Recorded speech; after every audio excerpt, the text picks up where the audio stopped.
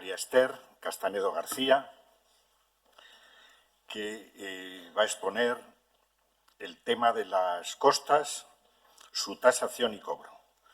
Doña María Esther Castanedo García es compañera de la Sala de lo Contencioso Administrativo de Cantabria, ingresa en la carrera judicial en el año 2003, es magistrada especialista de lo Contencioso Administrativo desde el 2010, pertenece a la red de expertos del derecho de la Unión Europea desde el 2015 y recientemente, aunque ya hace varios meses, no es tan reciente, es coordinadora de la Comunidad Virtual de Derecho Administrativo que ha ofrecido el propio Consejo General del Poder Judicial a los jueces que quieran darse de alta en esta comunidad virtual. Ha intervenido también en anteriores ocasiones, en este curso, en anteriores ediciones, en este curso de la jurisdicción contencioso administrativa. Y nada más, le digo lo mismo, suerte y porque encima yo no sé si he contagiado a todos mis compañeros con mi catarro, pero no veo... nada. Yo creo que sí. Disculpa. Pero no pasa nada. Bueno, yo voy a hablar de la reforma del sistema de costas procesales a partir del día 20 de marzo de 2024, que ha entrado en vigor hace poquito. Es un sistema, esta reforma que no me gusta en absoluto, pero es que tampoco me gustaba el sistema del año 2011. A mí el que me gustaba era el sistema anterior, el de no imposición de costas como regla general, porque no creo que estemos en un proceso con partes equilibradas. Yo más bien creo que estamos en un proceso no con jerarquía, como decían antes, pero con un desequilibrio pues, similar al de la jurisdicción social, por ejemplo, ¿no? Entonces, bueno, no me gusta el sistema de imposición de costas. Sé que muchos compañeros míos piensan lo mismo, pero bueno, como es el que tenemos y estamos sometidos al imperio de la ley, le vamos a estudiar. Desde que en diciembre conocemos la redacción de este nuevo artículo 139.4, mis compañeros y yo hemos estado intentando fijar un criterio para cuando llegue el día que tengamos que aplicarlo. Y la verdad es que es un artículo, desde mi punto de vista, que no está claramente redactado. La técnica legislativa a mí no me gusta y entonces, como nos dijo Chávez, habrá que esperar a que el Tribunal Constitucional o el Tribunal Supremo se pronuncie. El Tribunal Supremo, que yo sepa hasta ahora, en única instancia no ha resuelto ningún pleito incoado después del 20 de marzo del 24, con lo cual no se ha pronunciado, no hay ningún auto de admisión de casación sobre este tema y entonces lo que tenemos es pues, lo que suele ocurrir cuando la técnica legislativa es mala o los conceptos jurídicos indeterminados no se utilizan bien, que es que hasta ahora cada TSJ o cada juzgado interpreta el artículo a su manera y vamos a tener distintas prácticas a lo largo del territorio español, lo cual es una cosa que a mí me horripila. Ya hay distintas interpretaciones, ya hay dos TSJs que han publicado, el de Asturias y el de Galicia, unas nuevas normas sobre tasación sobre costas en sus páginas web.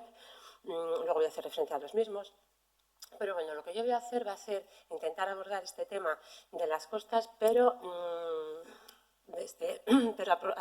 analizando el precepto íntegramente. ¿Por qué? Porque yo siempre, en todas las intervenciones, intento nombrar a las personas que me han enseñado mucho derecho administrativo y siempre nombro al mejor, desde mi punto de vista, claro, al mejor magistrado que ha tenido la Sala Tercera del Tribunal Supremo, que para mí fue Nicolás Maurandi. Y Nicolás me decía, Esther, ¿tú cuando en una sentencia citas un artículo te lo lees? Sí, pero te lo lees siempre, aunque sea de estas repetitivas. Pues sí que sí. ¿Y te lees el de las costas? Y yo decía, hombre, no, las costas no, ese ya le tengo en el modelillo puesto, pues de tele. Hay que leerse los artículos siempre, hay que mirar siempre los artículos desde otro punto de vista, desde otra perspectiva, con otra madurez, etc. Entonces lo vamos a leer desde el principio, ¿no? No modificado, empezamos. En primera y única instancia, el órgano jurisdiccional, al dictar sentencia o resolver por auto recursos o incidentes, impondrá las costas a la parte que haya visto rechazadas sus pretensiones, salvo que aprecie y razone que había serias dudas de hecho de derecho. ¿Qué hacemos? Hacemos fijar un principio general, que es el que a mí no me gusta, ya digo, el principio de vencimiento, similar al proceso civil, que no creo que estemos ante un proceso similar al civil, pero bueno, y solamente nos podemos apartar en caso de apreciar serias dudas de hecho de derecho. Esta apreciación tendrá que ser motivada de manera expresa y específica por el juez en cada sentencia y, como entramos en el mundo de los conceptos jurídicos indeterminados, vamos a encontrar distintas prácticas.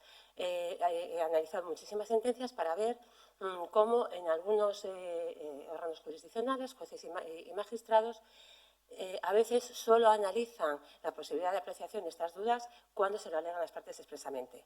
Sin embargo, yo creo que esto no es así, porque de la redacción literal el artículo dice salvo que el juez aprecie. Entonces, yo creo que de oficio se pueden apreciar la existencia de estas dudas.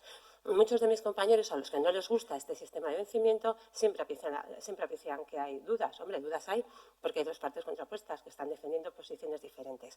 Pero yo creo que si el legislador dice serias dudas, de hecho de derecho hay que apreciar serias dudas.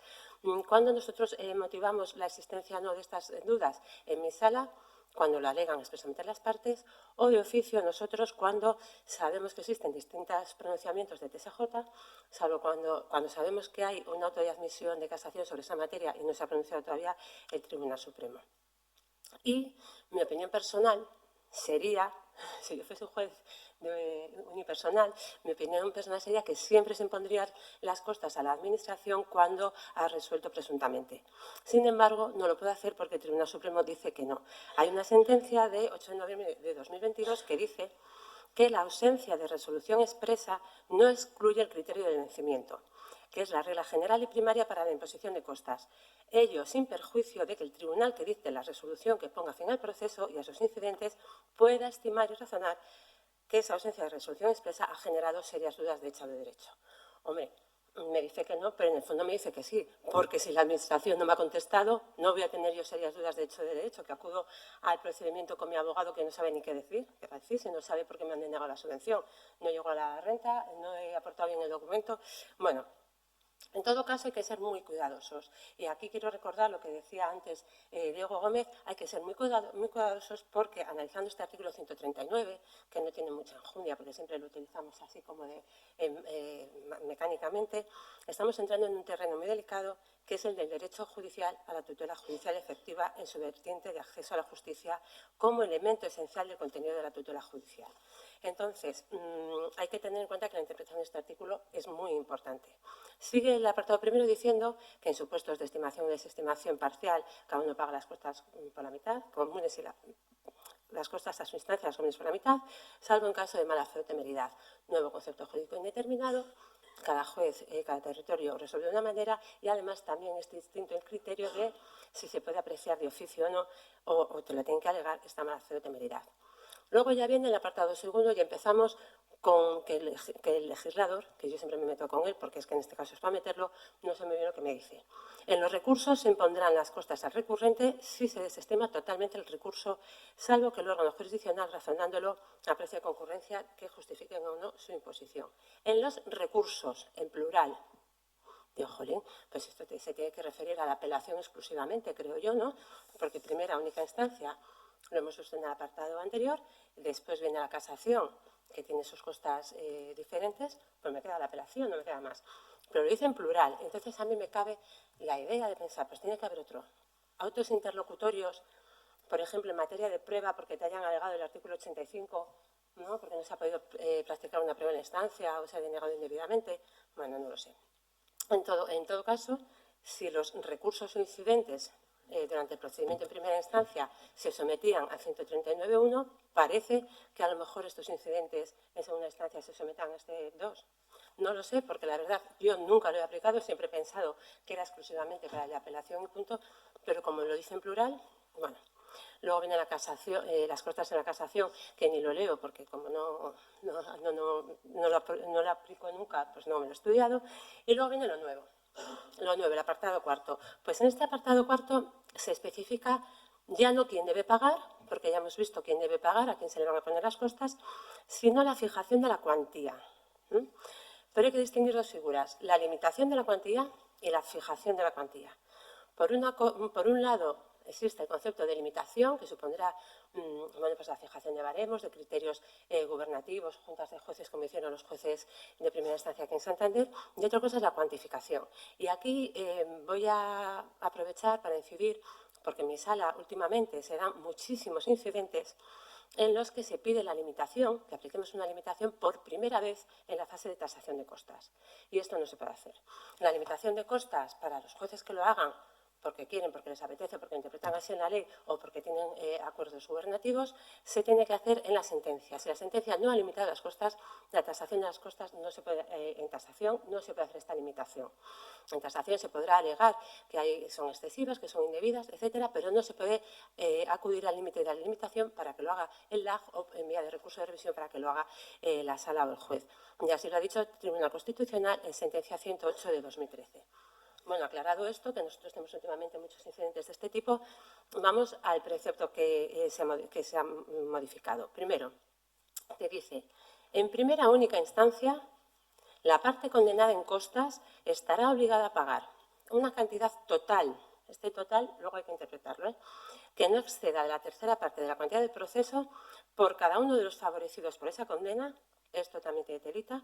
A estos efectos, las pretensiones de cuantía indeterminada se valorarán en 18.000 euros, ¿vale? Salvo que por razón de la complejidad del asunto el tribunal disponga razonadamente otra cosa. Bueno, si lo leemos así rápido decimos, vale, distinguimos asuntos de cuantía determinada e indeterminada. En los primeros tengo un límite máximo, ¿no? Divido entre 3 y ya está. Si no quiero llegar a este límite máximo y quiero reducir las costas, lo tendré que motivar expresamente. Vale. ¿Cómo lo puedo motivar? Pues por el tema de la complejidad. No, es que esto es un recurso repetitivo, no tiene, ya está resuelto por la jurisprudencia, etcétera. Bueno, es lo que se me ocurre a mí, ¿no? Solamente en los casos de cuantía indeterminada, esta complejidad me permite superar este límite, ¿no? Del tercio. Algo que a mí no lo entiendo. O sea, ¿por qué el legislador utiliza este criterio? Se conoce, a lo mejor, que los casos de cuantía muy elevadas son muy difíciles, los casos de cuantía determinada pero muy pequeña no son muy difíciles. Esta duda de por qué se fija una regla diferente para los de cuantía determinada y los de cuantía indeterminada, yo no entiendo la justificación del legislador. Pero bueno, ya que se pone a legislar de esta manera tan detallada, podría resolver varios problemas que tenemos desde hace muchísimo tiempo en la jurisdicción, que es el siguiente: el pagará a cada uno de los favorecidos por esta condena. Vale, planteamiento de procedimiento administrativo normal, un ciudadano y una administración. Como regla general, el ciudadano siempre va a ser uno. Y si son dos, un matrimonio, en un impuesto, lo que sea, generalmente van a tener la misma asistencia letrada, salvo en caso de acumulación de recursos, se me ocurre, ¿no? Pero bueno, la regla general es que sea uno. Donde va a haber múltiples personas puede ser en la parte demandada. La administración con su aseguradora, que está obligada, la administración codemandada o los codemandados voluntarios que aparecen. Entonces, al ciudadano es al que se le impone la penalidad de tener que recurrir un acto en el que vaya a haber, por ley, 2, 3, 4, o sea, que tiene que pagar este tercio por cada uno de ellos. El problema típico que se nos plantea en los tribunales es que digo, ¿qué hago? Proceso selectivo con 30 codemandados voluntarios, que son los que aprobaron la oposición y que ahora se niegan a que se anule, ¿no? Con distintas asistencias letradas muchas veces, o agrupados en distintas asistencias letradas. O sea, que tiene que pagar un tercio de la cuantía indeterminada, porque el proceso selectivo, en teoría, va a ser así, es decir, 6.000 euros para la administración convocante y para los 30 que vinieron. A mí me parece excesivo, porque hemos dicho que tenemos que analizar esto como parte de la tutela judicial efectiva y del derecho de acceso a la jurisdicción. También desde el punto de vista del artículo 24. ¿Qué ocurre cuando yo impugno mi RPF y soy una persona que estoy debatiendo 8.000, 9.000, 10.000 euros? Vale. ¿Qué ocurre cuando mi RPF o mi discrepancia es por 500 euros? ¿Cuánto me va a suponer a mí ganar las costas? ¿130 euros? Bueno, hacer las cuentas, que yo soy muy mala. ¿Qué tengo que hacer? ¿Pagar yo el resto a mi abogado y a mi procurador? Pues a lo mejor no tengo derecho de acceso a tutela judicial efectiva cuando tengo el mismo problema que el de 9.000 euros, pero menos dinero. No es como lo que decía César Tolosa ayer. El edificio de Fenosa porque tiene dinero, pero en tu casa te vas a fastidiar. Pues tu IRPF también. Primero, la administración no te va a responder, porque como ya sabe que no vas a ir a reclamar nada, que va. Y entonces te quedas con un silencio para toda la vida, porque no vas a tener una respuesta, porque no te va a interesar poder acceder a la jurisdicción. Luego, lo que se hace bien en el precepto, mira, vamos a decir una cosa buena, es que dice pagar una cantidad total.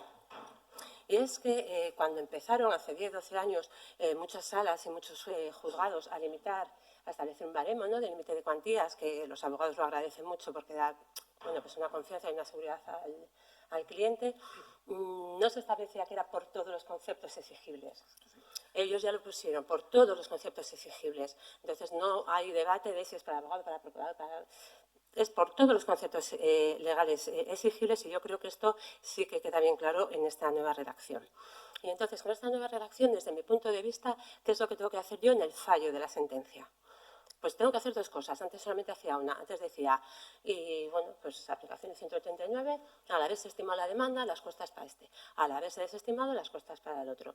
Pues ahora digo lo mismo, al haberse estimado, al haberse desestimado, o si sería su de hecho, bueno, que sea, y lo motivo, y luego añado un segundo párrafo y digo, como esto era de cuantía determinada que se fijó por la LAJ en el decreto de fecha tal como 5.000 euros, y tengo que hacer la suma y la resta y decir, pues sale a 1.333 por cada uno, por todos los conceptos.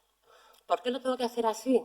Y esto no se puede demorar a la tasación de costas, porque esta regla si es la regla general, va a ser una operación matemática, pero tiene que estar justificada y motivada en el momento en que yo diga es que aquí la complejidad del asunto hace que yo quiera superar el límite máximo en los indeterminados, o que los de la cuantía determinada no quiera llegar al mismo. De tal manera que diré, en este caso no van a ser 1.500, van a ser 2.000 o lo que sea. Esta cuantía va a ser la que luego, en tasación de costas, como habitualmente, pueda atacarse diciendo pues, que son indebidas, excesivas, etc. ¿Cuál es la cuestión más polémica en que todos los jueces de España estamos debatiendo sobre este precepto? Dice que esto, el límite del tercio de la cuantía, se va a aplicar en primera o única instancia. Con lo cual, en primera o única instancia, por ejemplo en Santander, que existía un acuerdo de Junta de Jueces con unas limitaciones de costas, parece que ya no se va a poder hacer. Porque luego sigue el artículo diciendo, en los recursos, otra vez en plural, yo entiendo que es el recurso de apelación, pero bueno, que podía poner recurso punto, pero bueno, en los recursos, y sin perjuicio de lo previsto en el apartado anterior, que esto lo dejo para el final porque no lo entiendo, porque pone aquí y sin perjuicio de lo previsto en el apartado anterior, se está hablando de primera única instancia. Bueno, en los recursos la imposición de costas podrá ser a la totalidad, a una parte o hasta una cifra máxima, es decir, se puede limitar. O sea que yo en apelación, si se lee textualmente este artículo de forma literal, puedo hacer una limitación de costas como la que se venía haciendo, pero los de primera instancia ya no lo pueden hacer. ¿Por qué digo que se tiene que interpretar el artículo así? Porque lo interpreto simplemente de manera literal. Yo ya os he dicho que a mí no me gusta este sistema de costas, ni de vencimiento, ni nada. Pero como está, pues hay que aplicarle. Entonces, de manera literal, quiere decir que antes el legislador permitía la imposición de costas a la totalidad, aparte de esta es una cifra máxima, y ahora ya no lo hace, lo ha retirado expresamente en primera o única instancia y además diferencia, es decir, lo puedes hacer en segunda instancia, con lo cual, en primera instancia, desde el punto de vista de interpretación literal, no se puede hacer una limitación de costas que se venía haciendo por múltiples salas, juzgados, etc. ¿Qué ocurre? Que hay otra vertiente con compañeros que son del todo reputados que dicen, al contrario que lo que digo yo, que el artículo hay que interpretarlo desde el punto de vista del principio de proporcionalidad. Principio general de derecho, aplicable a la interpretación de los preceptos, y que dicen que sí se puede seguir produciendo esta limitación, se puede seguir utilizando los mismos baremos, así lo hace el TSJ de Asturias, el primero, y el TSJ de Galicia, el segundo, que dice vamos a seguir aplicando las cuantías que teníamos para limitar las costas, cada uno de los profesionales que acuda ya sabe a qué cuantía se va a tener en determinados procedimientos, salvo que no vamos a poder superar el tercio que dice la ley. De tal manera que simplemente reducirán en el momento en el que ese tercio sea más pequeño, ¿no? Yo ya digo que si la ley dice una cosa, desde mi punto de vista, y está tan clara, hay que cumplirla y, por lo tanto, yo creo que no se podría limitar en los juzgados, en los procedimientos en única o primera instancia. ¿Y qué quiere decir? Y sin perjuicio de lo previsto en el apartado anterior. Y sin perjuicio de lo previsto en el apartado anterior puede querer decir que, como dicen estos compañeros que interpretan el artículo proporcionalmente, dice, en los recursos sí se va a poder utilizar esta limitación de costas, con las cuantías anteriores, con las cuantías del apartado anterior. Bueno, no lo sé, yo creo que es mera técnica legislativa y que podríamos coger un tipes y quitar lo que está entre comas. Y así sería todo más claro. Pero bueno, ojo, bueno, y esto simplemente lo voy a apuntar porque luego yo me creo que lo desarrolle José, que además es el experto en la materia.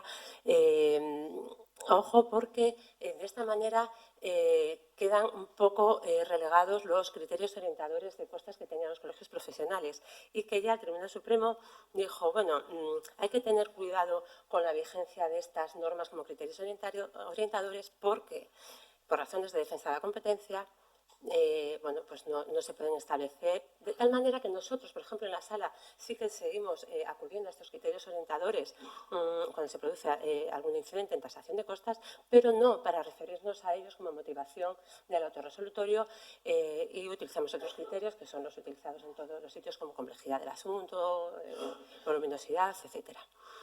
Además de este artículo 139.4, la Ley de Diciembre también modifica el artículo 103.1 y hace referencia a la potestad de ejecutar forzosamente sentencias y otros títulos ejecutivos, de tal manera que con estos títulos ejecutivos introduce la posibilidad, ya clara, de que la tasación de costas, el decreto firme, sea un título ejecutivo que cabe dentro de la ejecución forzosa. La entrada en vigor no tiene ningún misterio, la disposición transitoria es clara y dice que a partir de los procedimientos incoados, a partir del 20 de marzo, procedimientos, no incidentes. No es que este incidente, no, procedimientos incoados. Desde el principio no vale el incidente de prueba con sus recursos, etcétera. No, a este me lo aplicas. No, el proceso conjunto. Y ya para finalizar voy a decir cuáles son otros problemas que perduran, que eran anteriores y que la ley no los ha resuelto. Primero, tenemos muchísimos recursos de asociaciones ecologistas que dicen que no podemos, en materia de costas, condenarles. No se puede condenar a una asociación ecologista porque tiene derecho de justicia gratuita. Y no se pueden después tasar las costas. La condena se le hace, la tasación de costas también se le hace, porque así lo dice la ley en el artículo 36.1, la Ley de Justicia Gratuita 1 de 1996. Luego la ley dice sin perjuicio de que pasen a mejor fortuna. En este caso, bueno, pues no van a pasar a mejor fortuna y tienen el beneficio de justicia gratuita por el convenio ARUS y el derecho de la Unión Europea, y nosotros decimos que sí se tasan las costas sin perjuicio de lo que luego pueda pasar, basándonos en varios autos del Tribunal Supremo que si queréis menciono. Y ya finalmente, otro de los asuntos que todavía perduran es muchas veces distintas administraciones, creo que el Gobierno de Cantabria no, pero no lo sé, nos dicen que no podemos tasar las costas o imponer las costas de los funcionarios que en vez de acudir por sí mismos acuden con abogado y procurador. Y entonces nos alegan jurisprudencia de la Sala Primera del ámbito civil en el cual dicen no, como no es obligatorio, que tú la estás eligiendo, pues no me puedes ahora imponer las costas de su abogado y de su procurador, que no era preceptivo. Nosotros decimos que la asistencia letrada es un derecho que viene recogido en el artículo 23 de la Ley de la Jurisdicción y que si se incluyen que sí tiene derecho a lo mismo. ¿Por qué? Porque no se pueden imponer requisitos impeditivos, obstaculizadores, limitativos o disuasorios del ejercicio de las acciones si no existe previsión legal y, aun existiendo, si no se satisfacen las exigencias de motivación. Y ahora digo yo, vale, voy a aplicar esta sentencia a las costas, al tercio de las costas, al ejemplo de mi IRPF de 500 euros. No, que yo, si gano porque tengo razón, me van a dar 150 o algo así, no sé cuánto es, para mi abogado y mi procurador, por todos los conceptos legales, con lo cual mi abogado y mi procurador me van a pasar una minuta extra, ¿no? Y me dice, como normal, y dice la sentencia del Tribunal Constitucional, que no se pueden imponer requisitos o consecuencias impeditivas, obstaculizadoras, limitativas o disuasorias del ejercicio de las acciones si no existe previsión legal. Y si existe, como es el caso, si no se satisfacen las exigencias de motivación. ¿Por qué este tercio? ¿Por qué para los de cuantía determinada hay un máximo y para los otros no? Si yo aprecio que mi IRPF era de gran complejidad jurídica, igual que el de los 9.000 euros, ¿por qué no puedo aumentar las costas? Porque es de cuantía determinada y no puedo. Yo no lo entiendo, no comparto el criterio del legislador y esta es la crítica que quería haceros. Y creo que me he limitado al tiempo también.